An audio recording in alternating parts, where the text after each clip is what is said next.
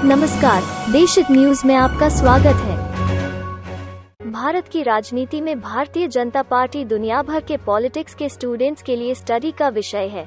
आज पार्टी का 41वां स्थापना दिवस है और 4 दशकों में पार्टी ने लोकसभा में 2 सीटों से 303 सीटों का लंबा सफर तय किया है। अटल आडवाणी की जोड़ी से मोदी शाह की जोड़ी तक पार्टी ने हर दशक में नई उपलब्धि हासिल की। इसमें राम जन्मभूमि आंदोलन ने भी उसकी मदद की, जिसका परिणाम पिछले साल अयोध्या में राम जन्मभूमि पर मंदिर के भूमि पूजन के तौर पर सामने आया। भले ही भाजपा की स्थापना 6 अप्रैल 1980 को हुई, लेकिन इसका इतिहास भारतीय जनसंघ से जुड़ा है।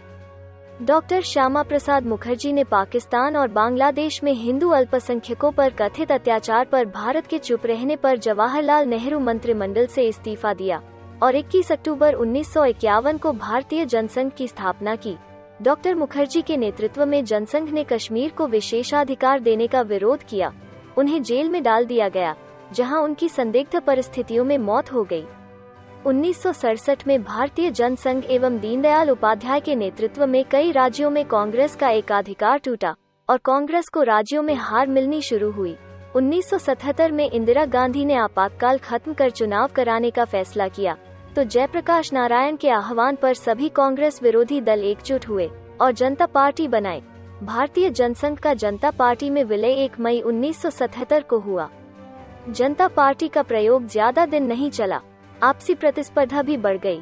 कहा गया कि राष्ट्रीय स्वयंसेवक संघ से संबंध रखने वाले जनता पार्टी में नहीं रहेंगे।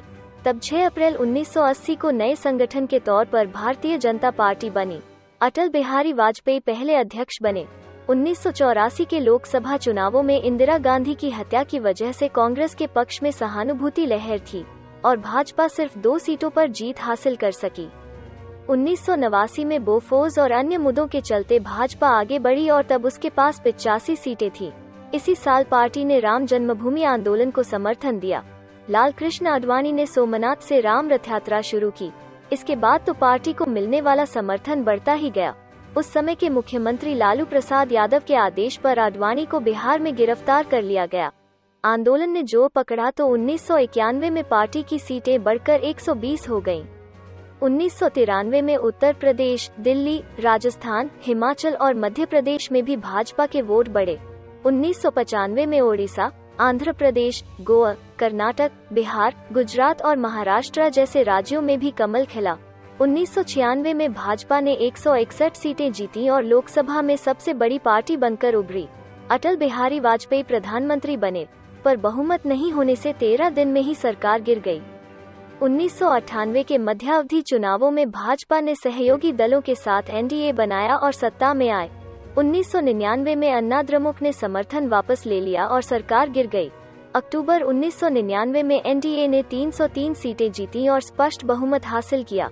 भाजपा 183 सीटें जीतकर सबसे बड़ी पार्टी बनी थी। 2004 में वाजपेयी के नेतृत्व में इंडिया शाइनिंग का नारा दिया गया, पर चला नहीं और कांग्रेस के 222 की तुलना में उसे 186 सीटें ही मिली। 2009 में भाजपा की सीटें घटकर 116 रह गईं। 2014 में भाजपा ने नरेंद्र मोदी के नेतृत्व में 282 सीटें जीती और 543 में से एनडीए ने 336 सीटों पर जीत हासिल की। मोदी 26 मई 2014 को देश के 15वें प्रधानमंत्री बने। 1984 के बाद पहली बार किसी पार्टी को लोकसभा में बहुमत मिला था। इसके बाद भाजपा ने 2019 में 303 सीटों पर जीत हासिल की और इतिहास रच दिया। दोस्तों, आपको हमारा ये वीडियो कैसे लगा कमेंट सेक्शन में जरूर बताना और हमारा चैनल देशहित न्यूज को जरूर सब्सक्राइब करना। धन्यवाद।